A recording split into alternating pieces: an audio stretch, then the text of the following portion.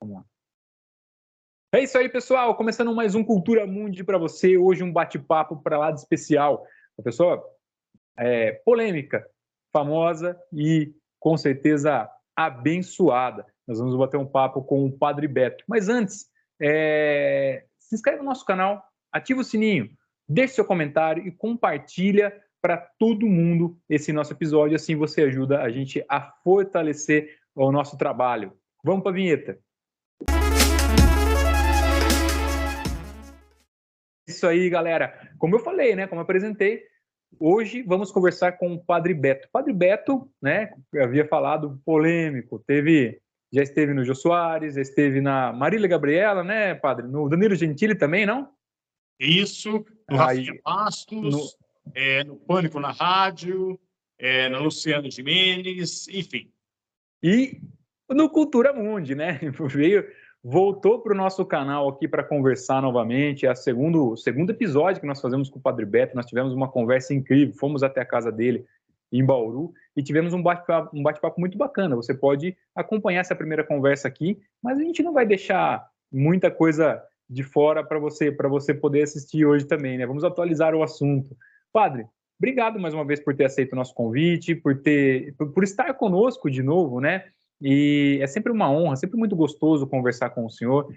Sempre quando tem alguma dúvida, sempre quando preciso, manda uma mensaginha, o senhor mesmo responde, é bem legal. E eu tenho um carinho muito grande pelo seu trabalho, pelas coisas que o senhor faz. O senhor esteve aqui na nossa cidade um tempo atrás celebrando um casamento.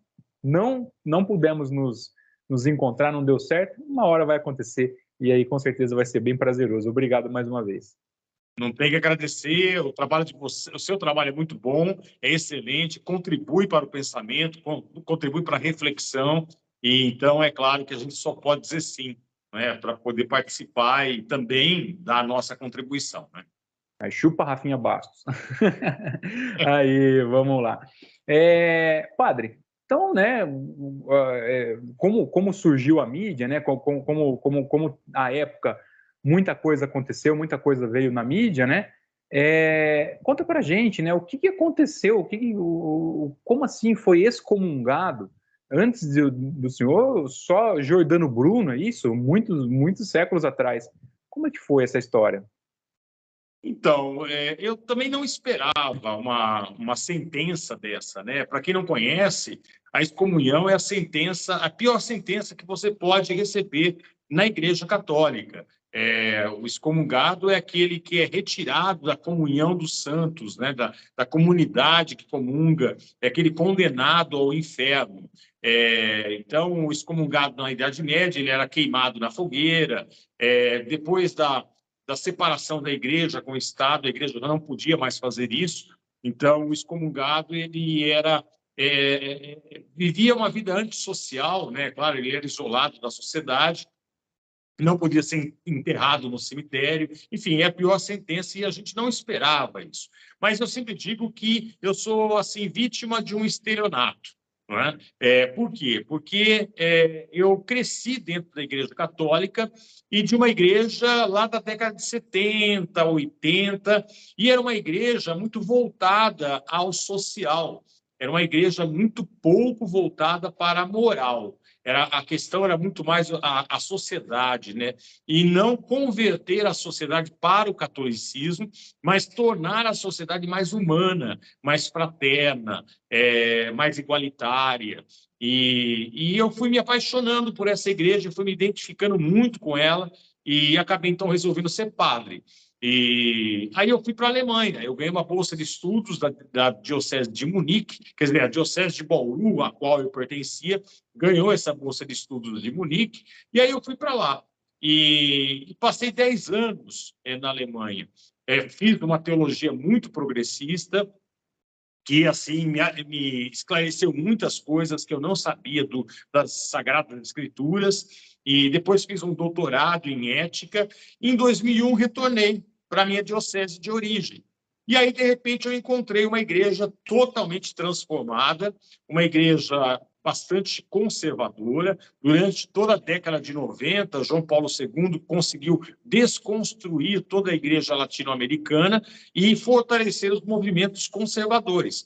Então, quando eu volto à Diocese de Bauru, eu voltei, naturalmente, com uma cabeça muito mais aberta do que aquela que eu tinha na década de 80, e encontro uma igreja muito mais conservadora e voltada muito mais à questão moral e não à questão social. E é claro que eu continuei com a minha coerência na minha caminhada, mas a igreja tinha tomado um outro rumo. Então, as divergências começaram a surgir, é claro, entre eu e alguns colegas do clero de Bauru, alguns bispos que passaram ali pela diocese também, e até que em 2013, há 10 anos atrás, estou comemorando 10 anos de excomunhão, esse ano de 2013, né? 2023, desculpa. Então, em 2013, eu dei uma entrevista, e nessa entrevista, foi um site local, um site espírita, inclusive. Nesse site, eu fui questionado sobre a moral sexual da igreja. E eu sempre fui muito transparente e estava seguro de que nada iria acontecer, porque eu estava discutindo regras morais. E regras morais podem ser discutidas. Eu não estava discutindo dogmas da Igreja Católica. Eu não disse que Jesus não era filho de Deus, por exemplo. Né? Eles me questionaram sobre a moral sexual da igreja. Eu fui claro ao dizer que a moral sexual da igreja mais mal faz ao ser humano do que bem. E aí eu fui colocando alguns exemplos, e aí eu toquei na questão da homossexualidade e da bissexualidade. Primeiro, tratei a questão da traição, né?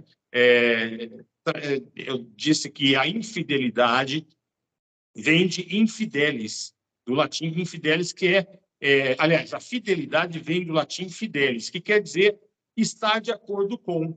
Então, se um casal, tudo que o casal concordar em realizar e manter esse acordo, esse casal se mantém fiel. Tá? Então, vamos supor que o marido seja bissexual e ele abre o jogo com a sua esposa e ele tem o desejo de se relacionar com o mesmo sexo. E essa esposa, ela concorda, ela acha natural isso, e para ela isso não é problema algum. Aqui existe fidelidade, porque existe um acordo entre os dois, não existe transparência entre os dois. E eu toquei na questão da homossexualidade, que a igreja não pode tratar o homossexual como ela trata até hoje. Eu te aceito, mas você tem que viver na castidade. Ou seja, você não pode ter relações sexuais e muito menos se unir a uma pessoa do mesmo sexo. Então, isso não é amor. Eu te aceito, mas não aceito a sua sexualidade. Então, eu toquei nessa questão.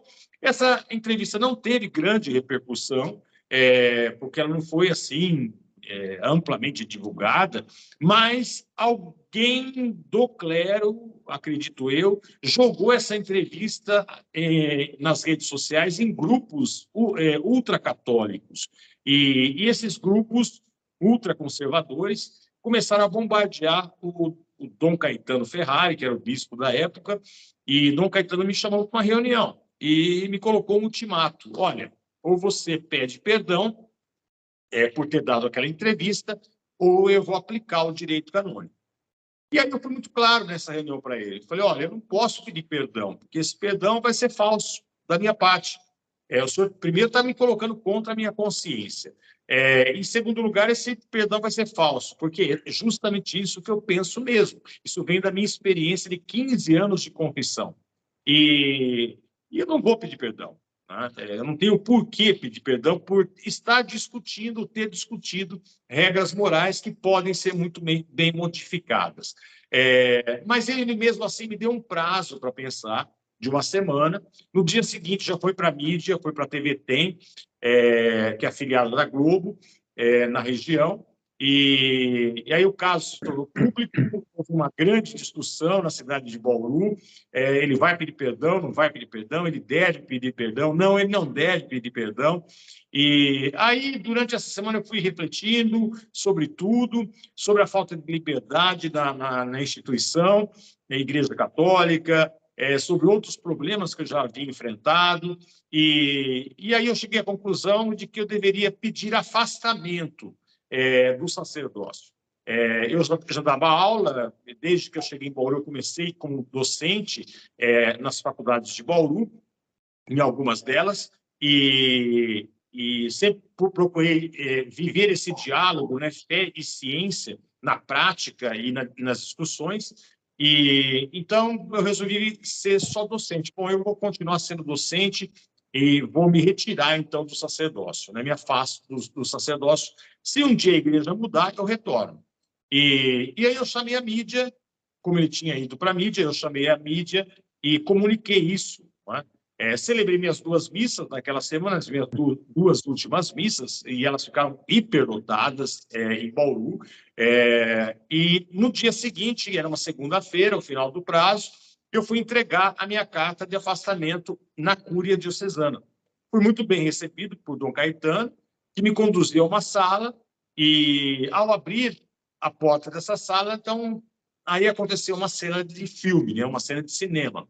Eu vi uma mesa comprida, com 5 padres do Conselho de Presbíteros de Bauru, todos sentados, com a cabeça baixa, ninguém conseguiu me olhar nos olhos, e um senhor estranho, que mais tarde eu vinha a saber que é o senhor padre Tiago Venceslau, de Embu das Artes, que foi instituído como juiz instrutor daquele tribunal. E uma cadeira vazia. Eu fui conduzido a essa cadeira vazia, o bispo se retirou, e esse senhor começou a abrir uma sessão, eu não entendendo absolutamente nada até aquele momento, e aí eu interrompi o padre Tiago Venceslau e falei, olha, eu vim aqui só entregar minha carta de afastamento. E ele me respondeu, olha, nós não aceitamos a sua carta de afastamento. E eu fiquei admirado com aquilo. Eu falei, mas como não aceito? Eu estou me demitindo, eu estou me afastando. Nós vivemos num país livre, né? E aí ele disse, você não entendeu. Nós iremos excomungá-lo. E aí, quando ele disse isso, claro, eu estudei também direito canônico, né? Que é o direito que rege a igreja. E eu sei que a excomunhão é dada num tribunal eclesiástico. E aí eu indaguei o Tiago Venceslau e disse, mas espera aí, eu estou num tribunal eclesiástico? E ele me disse, o senhor está no tribunal eclesiástico. Estou sentado na cadeira dos réus? O senhor está sentado na cadeira dos réus. Aí eu me levantei e falei, bom, então eu me recuso, porque, primeiro, eu não fui intimado, segundo, eu não tenho advogado de defesa, terceiro, o senhor já deu a sentença já está dada. Que tribunal é esse, afinal de contas? E aí eu me voltei para os meus colegas, né, e perguntei para eles, escuta, tem alguém homem suficiente aqui para assinar a segunda via da minha carta de afastamento? E todos ficaram de cabeça baixa, ninguém me olhou nos olhos, né, ninguém me respondeu nada. E aí houve uma pequena discussão entre eu e o padre Tiago Venceslau, e eu me retirei. Me retirei e 1 hora depois, então, saiu a sentença de excomunhão, né? Eu saí a sentença de excomunhão no site da Diocese. E aí a repercussão foi internacional, porque naquele ano 2013, os países desenvolvidos estavam oficializando o casamento homoafetivo no civil. E no Brasil, nós tínhamos o Marco Feliciano com o projeto da cura gay no Congresso Nacional. Então, o mundo estava discutindo essa questão. E, de repente, um padre do interior do estado de São Paulo recebe essa máxima, a excomunhão, por ter tocado nesse tema, né? Entre outros, né? E aí, então, eu fui notícia no The Times, no Le Monde, Der Spiegel, na Alemanha, Al Jazeera, no principal jornal do Japão, e aqui no Brasil, então, na grande mídia, né? E aí recebi vários convites para estar na imprensa. Eu me lembro que na semana seguinte da minha excomunhão, eu estava no Congresso Nacional, participando do 10º Simpósio LGBT QIA+, a convite de Jean Willis, porque ele queria me apoiar, né? Então ele me convidou para participar desse congresso, e me colocou numa mesa redonda sobre Estado laico. Acho que 2 semanas depois, o deputado estadual Carlos Gianazzi fez um ato de repúdio na Assembleia Legislativa, também fui convidado para estar lá. Enfim, a repercussão foi nacional muito forte, né? E foi isso, exatamente o que aconteceu. Eu quero voltar, fazer novamente a pergunta que eu fiz quando a gente estava conversando pessoalmente. como é que foi o seu dia seguinte dessa excomunhão? Dormiu, acordou, e aí, qual que foi a realidade? Então, eu vou dizer para você que as coisas foram acontecendo tão depressa que eu não tive tempo para pensar, né? Eu estava assim num estado de um misto de tristeza, mas ao mesmo tempo de muita força, porque eu me sentia numa postura de retidão, de estar correto, de ter jogado limpo, de ter jogado de forma transparente com a igreja e com as pessoas. Então, eu estava de consciência tranquila, né? Mas ao mesmo tempo triste. Mas a imprensa, ela me abraçou assim com muito carinho.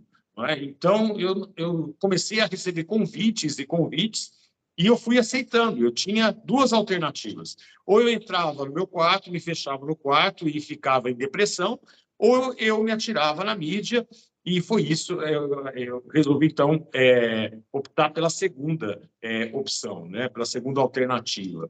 Então, eu não consigo te dizer assim como eu estava no segundo dia, né, exatamente, não é? Mas era com esse misto, sim, de um pouco de tristeza e o outro de consciência tranquila. E o que o padre faz hoje? Posso continuar chamando de padre? Continua padre? Deve continuar chamando de padre, apesar que eu sempre disse que podem me chamar pelo meu apelido, né, Beto, né? Nunca fiz questão de ter o padre na frente, né? Mas deve me chamar de padre, porque continuo sendo padre. Depois da excomunhão, eu tinha assim uma lista enorme de casamentos para fazer em Bauru. E que eu fui muito querido para fazer casamentos, né? E muito requisitado. E aí, então, eu fui desmarcando esses casamentos. Mas alguns casais falaram, não, agora nós fazemos questão que o senhor esteja no nosso casamento. Nós queremos que o senhor faça o nosso casamento. Nós desmarcamos com a igreja e o senhor faz a cerimônia no buffet ou na chácara onde vai ser a festa. E aí eu explicava para os casais, olha, esse casamento não vai ser reconhecido pela Igreja Católica. E eles diziam, não tem importância, para nós não tem importância, nós fazemos questão da sua presença, o senhor vem em nome de Deus. E eu, em agradecimento, comecei a fazer esses casamentos. E aí chegaram aquelas pessoas, aqueles casais, que queriam realmente casar-se num lugar especial, não numa igreja, queriam casar numa chácara, numa praia, num buffet, por N motivos, mas não queriam um pastor, queriam um padre com um discurso mais atual, mais liberal, não é? E começaram, então, a me convidar. E eu comecei a fazer esses casamentos, não é? E aí chegaram os excluídos. Os divorciados, que eu não podia fazer nenhuma bênção na Igreja Católica, me cortava o coração, porque o divorciado ele já foi infeliz numa união, não é? E para a Igreja ele tem que ficar casto para o resto da vida. E nessa segunda oportunidade, eu nem podia dar uma bênção. E aí eu comecei a aceitar, a fazer o casamento dos divorciados, e aí chegaram os gays, o grupo LGBTQIA+. E eu, naturalmente, aceitei, né? O primeiro casamento homoafetivo que eu fiz foi na região, aqui foi em Jaú, o primeiro casamento, e depois eu não parei mais. E aí, então, comecei a fazer casamentos pelo Brasil afora. E até que um grupo em Bauru começou a me questionar, falou, pô, você está fazendo casamento, por que você não faz uma missa ou um culto? A gente está com saudades de te ouvir, saudades das suas reflexões, da sua maneira de atualizar o evangelho para os dias de hoje. Eu pensei bem e falei, pô, por que não, né? Mas aí resolvemos, então, alugar uma quadra num clube que tem lá em Bauru, que é o Grebe, e começamos a celebrar a missa. E aí a Igreja Católica, então, pegou pesado, né? Já noticiou em rádios na Diocese de Bauru que as minhas missas não eram reconhecidas, né, pela Igreja Católica. Começaram a chamar as pessoas que começaram a frequentar essas missas, ameaçando de excomunhão também essas pessoas, mas a gente conseguiu permanecer, e até que uma advogada disse para mim, olha, você está na informalidade, então qualquer um pode mover um processo contra você por charlatanismo, falsidade ideológica, não vai dar em nada, mas vai dar trabalho. E a solução, então, é você criar um CNPJ, é você criar uma igreja. E aí eu fiquei na dúvida, pô, o Brasil está cheio de igrejas, né? Mas olha o país que nós vivemos. Não é um país cristão, é um país violento, é um país que tem uma história de sangue, derramamento de sangue muito grande, é um país que continua sendo violento, é um país desigual, apesar de terem muitas igrejas, né, espalhadas pelo país. E aí eu pensei em criar mais uma, mas eu não tinha outra alternativa. Ou eu criava uma igreja, ou eu não poderia continuar o meu ministério, que Deus havia sinalizado, olha, você tem uma demanda aqui, né? Você tem pessoas que querem ouvir a palavra de Deus, mas não dessa forma que está aí, né? E aí, então, eu resolvi criar a Humanidade Livre.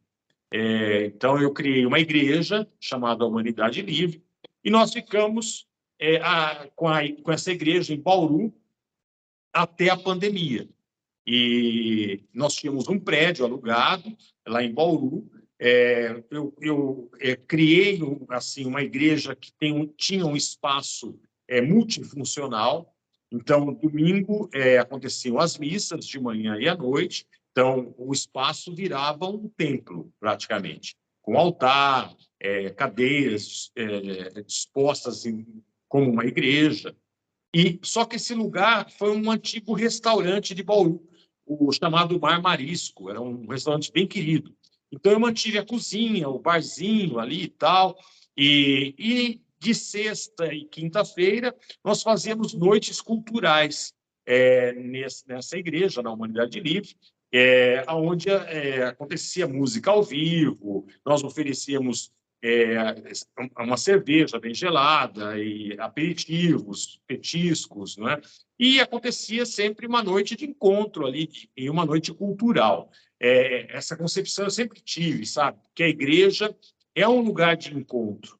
E eu dizia nas noites culturais, geralmente eu pegava o microfone e dizia para o pessoal, olha, essa noite aqui ela é tão importante quanto uma missa, porque é o encontro de pessoas, não é? Associado à cultura. Não é? Então, isso é uma coisa de Deus. E segunda, terça, quarta e sábado de manhã, nós realizávamos o nosso projeto social. Eu consegui reunir um grupo muito bom de professores de cursinho e nós oferecíamos um curso de preparação para o Enem e para o vestibular para jovens da rede pública de ensino, com diferencial. Nós oferecemos uma matéria que era obrigatória, que é a matéria de cidadania. Então, nós não queríamos só preparar essa moçada para tirar uma nota boa no Enem ou passar no vestibular, mas que essa garotada saísse com cabeça cidadã. Né? Então, essa era a Humanidade Livre. E funcionou até a chegada da pandemia. Aí veio a pandemia e aí nós tivemos que entregar o prédio, porque eu não ia manter um prédio pagando aluguel, fazendo o pessoal pagar aluguel, para não usá-lo, não é? Então, nós vendemos tudo que nós tínhamos lá e fechamos a Humanidade Livre fisicamente. E demos uma parada nas celebrações de missa. Né? Então, agora que eu estou retornando a celebrar missas em Bauru. Né? E eu continuei com os casamentos, quer dizer, a pandemia também fez parar os casamentos, não é? Não podia acontecer eventos desse tipo. Eu me lembro que eu fiz, na pandemia, um casamento homoafetivo, mas só estavam os noivos, a cerimonialista e eu, e o músico. Foi numa ilha, perto de Ribeirão Claro, e mais nada, praticamente. Depois, em 2021, segundo semestre de 2021, os casamentos retornaram. Né? Então, a gente continua como padre e atuando como padre. Que legal, é uma história muito bacana, porque essa história da Humanidade Livre, desses encontros culturais, me remete um pouco ao Novo Testamento, né? A vida de Cristo caminhando sua peregrinação e estacionando, descansando em algum lugar, e dali ele senta e conversa com os seus pares ali sobre os assuntos da sua época, né? Dali surgem os milagres, surge as orações, surge, enfim, tudo que está escrito na Bíblia. Então eu imagino que seja algo nesse sentido também, né? A diferença é que vocês estavam num local físico e lá Cristo peregrinava, né? Voltando só um pouquinho ali na fase da excomungação, como que foi para a galera que frequentava a igreja, para os fiéis que estavam lá, como é que foi essa notícia, né? Foi um choque? Vieram te procurar ou te abandonaram? Simplesmente ouviram que a igreja tinha a mandar, a impor e deixaram para lá? Assim, como que é o contato com eles até hoje? Bom, contato com o clero foi assim totalmente rompido. Não é? Quer dizer, depois da excomunhão, nem um telefonema mais recebi de colega algum meu. Agora, dos fiéis, não, houve assim um misto, né? Alguns fiéis concordaram com a igreja, mesmo aqueles que frequentavam a minha missa, aceitaram a decisão da igreja, eu tenho certeza que foi uma minoria, uma boa maioria ficou inconformada e não frequentou mais a igreja, resolveu se afastar de qualquer tipo de instituição, mesmo depois da minha volta, celebrando missas, não queriam mais ter contato com nenhuma instituição, igreja. Não é? E uma outra parte ficou mais inconformada ainda e foram conversar com o bispo, tentaram mandar cartas ao Vaticano e sempre me seguiam nas redes sociais, né? Vieram conversar comigo muitas vezes, se solidarizaram comigo, e esses acabaram aderindo às minhas missas, no Grebe, a princípio, e depois na Humanidade Livre. Não é? E continuam frequentando as minhas missas agora em Bauru, não é? Quando nós retornamos depois da pandemia. Então, nós temos assim um povo bastante dividido. Essa galera há 10 anos ainda segue a tua palavra, o teu conforto ali com eles ali. E aí a sua igreja é aberta para qualquer público, né? Seja para o gay, né? Para o trans.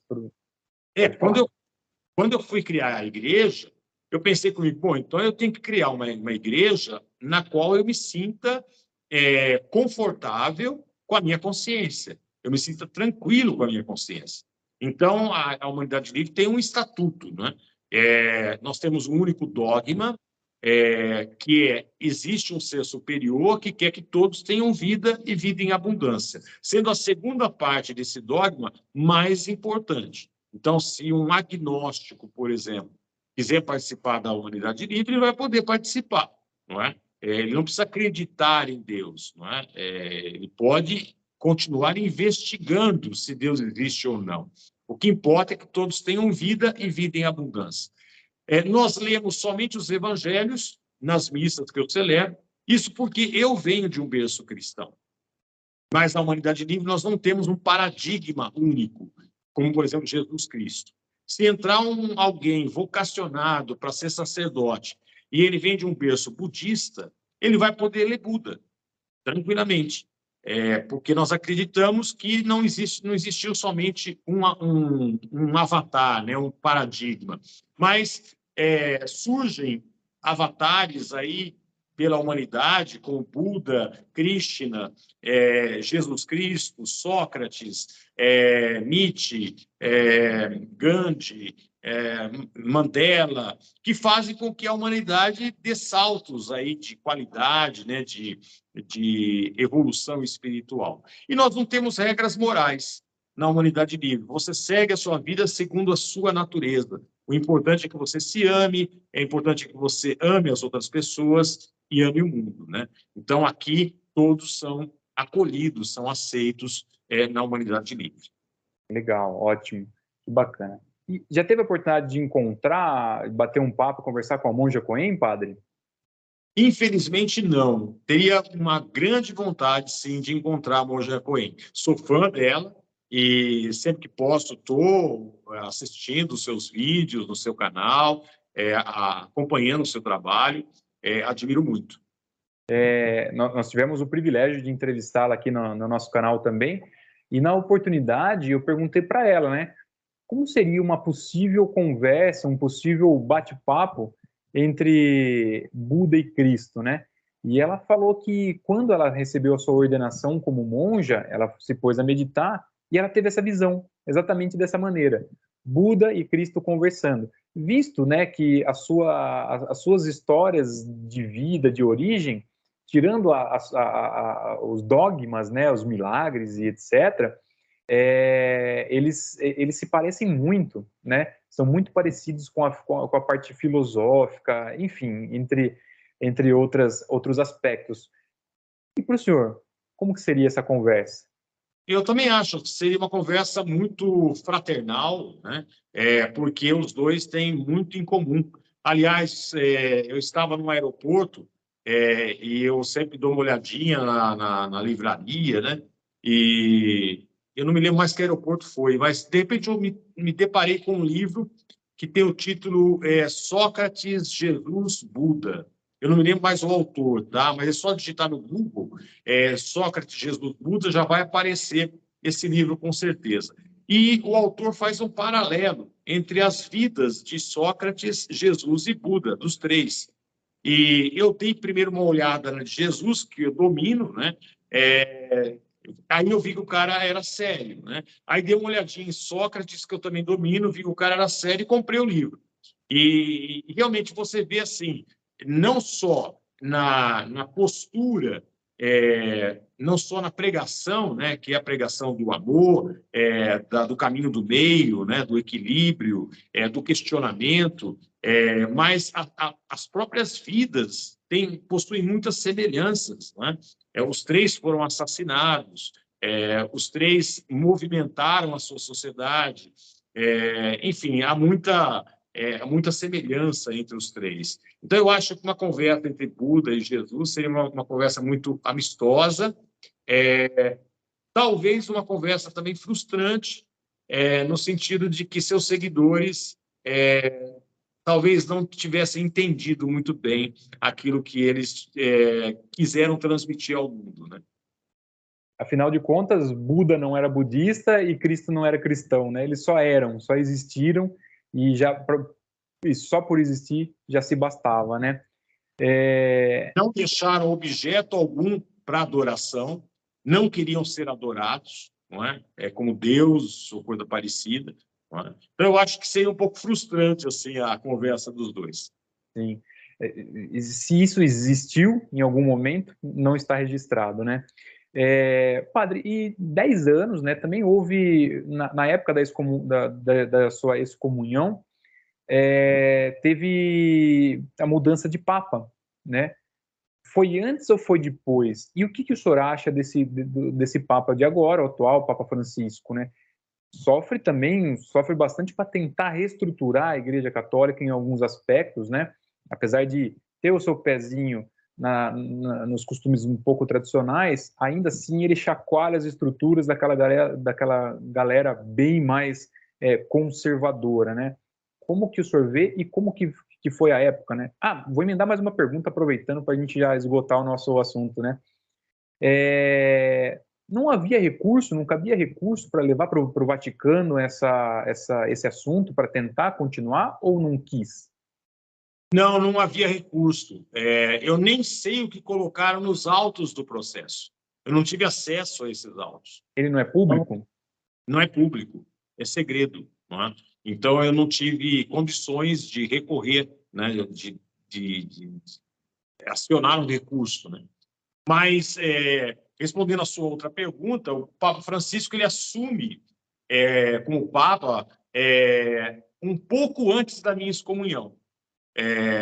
Então, um pouco antes, acho que um mês antes, o Papa Francisco sobe ao poder. Tem uma piada muito legal, que é uma piada que corre nos bastidores da Igreja Católica isso há muito tempo, né? Que os beneditinos chegaram para o Papa e perguntaram: nós podemos fumar enquanto a gente reza? E o Papa falou, não, claro que não, isso é um absurdo, né? Que pedido é esse, né? Na hora de oração, vocês têm que rezar, né? E na hora de fumar, vocês vão fumar. Não pode fumar na hora de rezar. Aí os beneditinos saíram, né, chateados e tal. Aí entraram os jesuítas. E os jesuítas perguntaram, Papa, nós podemos rezar enquanto nós fumamos? E aí o Papa respondeu, bom, é claro que sim, né? Claro que vocês podem rezar enquanto vocês fumam, né? E essa piadinha mostra muito bem o jeitinho de ser jesuíta, tá? Os jesuítas têm esse jogo de cintura, não é? E o Papa Francisco, na minha opinião, na perspectiva do conclave que o elegeu, foi o mesmo conclave de cardeais que elegeu Bento XVI. Então, como pode um conclave mudar tão rapidamente? Não é? Na minha opinião, na perspectiva do conclave, Papa Francisco é um jogo de marketing. Tá? É uma maneira de sinalizar ao mundo, já que a Igreja Católica está perdendo os fiéis muito rapidamente, é para sinalizar ao mundo, olha, nós estamos mudando, né? Nós somos uma igreja em mudança, em transformação. Mas o que nós temos, afinal de concreto, do Papa Francisco? Somente declarações. Então, você não tem nenhuma medida concreta, a não ser essa agora, que exige que os cardeais de Roma paguem aluguel, não é? Então, os cardeais agora têm que pagar aluguel, mas isso é um sintoma da crise econômica que a igreja começa já a enfrentar, não é? Mas, concretamente, nós não tivemos nenhuma mudança feita pelo Papa Francisco. Talvez ele não tenha conseguido, não sei, mas ele tenta jogar pelos dois lados.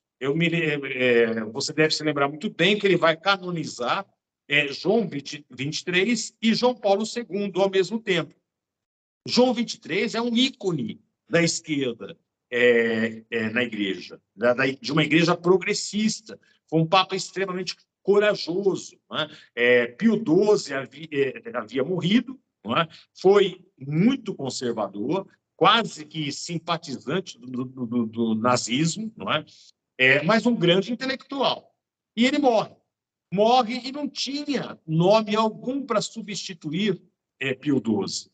E aí os cardeais resolvem eleger o cardeal Roncalli, que era o cardeal de Veneza, que estava velhinho e que ia ser um papa de transição. Então vamos eleger o Roncalli, ele vai passar um tempo, vai morrer, e quem sabe quando ele morrer a gente tem um nome, né, para papa, né? E aí Roncalli é eleito, se torna João 23, e sem consultar ninguém, João 23 chama a imprensa e anuncia o Concílio Vaticano II, Concílio Ecumênico Vaticano II. E os cardeais de Roma não podiam fazer ele voltar para trás, porque era decisão de um Papa. Não é? E aí acontece uma grande revolução na Igreja Católica. Isso o Francisco poderia ter feito. Não é? A Igreja necessita de um novo concílio, só que um concílio agora que trate das questões morais, né, da Igreja. Mas ele não fez. Então, o que ele fez? Ele fez certas declarações que muitas vezes são ambíguas, não é? E, como, por exemplo, há pouco tempo sobre os homossexuais, né? A gente não pode condenar a união homoafetiva no civil, mas homossexualidade é pecado, né? Então, são declarações ambíguas. Aquela primeira que alegrou o mundo, eu achei assim um exagero, né? A repercussão que deu aquela frase dele, né? Se um gay procura a igreja, quem sou eu para julgá-lo? Né? Ora, aqui não tem que ter julgamento. Um gay não tem que ser julgado mesmo. Não é? Quem sou eu para julgar? Não é quem sou eu, é que não tem julgamento mesmo. Não é? Então, enfim, ele deu certas declarações e sinalizou algumas coisas, mas com muita ambiguidade e não fez nada de concreto. Né? Só palavras, né? Quem são os filhos queridos de Deus, na sua opinião, na sua concepção? Vamos colocar os excluídos, que o senhor falou também, né, nesse balaio. Mas quem, na sua concepção, assim, a quem, aos olhos de Deus, ele se agrada, ele se alegra e fala assim, venceu na vida, é isso mesmo, é para isso que eu fiz vocês existirem. Olha, todo ser humano é filho de Deus, tá? Todos os seres humanos são filhos de Deus. Agora, quem alegra o coração de Deus é quem consegue amar. E o amor aqui que eu digo não é o amor gostar, tá? Não é o amor eros, nem o amor filia. O amor eros é importante, o amor filia é importante, mas o que mais agrada a Deus é o amor ágape. E o que é o amor ágape? Que foi o amor que Jesus pregou. Não é o gostar, né? Eu posso não gostar de alguém. Alguém pode não ser simpático à minha pessoa. Eu posso não gostar, né, de muitas pessoas, mas eu devo cultivar no meu coração a intuição, o pensamento de que essa pessoa, mesmo eu não gostando dela, eu desejo que ela seja feliz e desejo que ela seja uma pessoa realizada nesse mundo, que ela tenha vida, que ela tenha o seu espaço, não é? Pode ser longe de mim, mas que tenha o seu espaço e seja feliz. Então, eu acho que quem agrada a Deus é aquele que vive concretamente esse amor ágape no seu dia a dia. Perfeito. Estamos chegando no final do nosso bate-papo, né? É sempre muito bom te ouvir. Realmente, como que eu conheci o Padre Beto? Numa publicação, lógico, já havia visto nas entrevistas, etc., e numa publicação na sua própria rede social, falando, se você está com algum problema, me liga. E estava lá o telefone. E era o seu telefone pessoal, seu telefone particular. Imediatamente me respondeu, e nós até hoje, né, mais de um ano, lembro que o Arthur ainda estava na barriga da minha esposa, né? Nós fomos até Bauru, e hoje ele já está com 1 ano e 3 meses, lindo, maravilhoso. Então, todo esse tempo a gente mantém um certo contato, né, Padre? Maravilhoso te ouvir, é muito legal. Eu tenho uma última pergunta para a gente poder encerrar nosso bate-papo. Aquela galera que estava naquela mesa, aquele pessoal que orquestrou para te excomungar, você os perdoa? Claro, com certeza. Bom, quem Uhum. orquestrou a minha excomunhão, eu sei muito bem que não estava sentado àquela mesa, tá? Eles fizeram sentar àquela mesa padres mais jovens, acredito eu que somente 2 mais velhos estavam ali, não é? Mais velhos que eu digo praticamente da minha idade, não é? Mas eram todos jovens, não é? Portanto, sem muita experiência, um já até deixou de ser padre, se casou, acredito eu que tenha outra cabeça hoje em dia, e é claro que eu perdoo essas pessoas, e perdoo também aqueles que orquestraram realmente a minha excomunhão. Eu acho que cada um tem sua evolução espiritual, e não só eu perdoo, mas eu sou grato a eles, porque a excomunhão me trouxe muitas experiências de vida. Eu fiz nesse sábado o casamento de 2 meninas, e no final do casamento, como eu faço em todo casamento homoafetivo, eu digo assim para elas, eu disse para elas, olha, esse casamento aqui não é importante somente para vocês, mas é importante para muitas pessoas que passaram por essa existência e não puderam viver o amor como vocês estão podendo viver. E é importantíssimo esse casamento religioso, não é? Para as próximas gerações, para que elas entendam que o amor deve ser vivido assim, dessa forma, natural e simples, e que Deus abençoa, não é?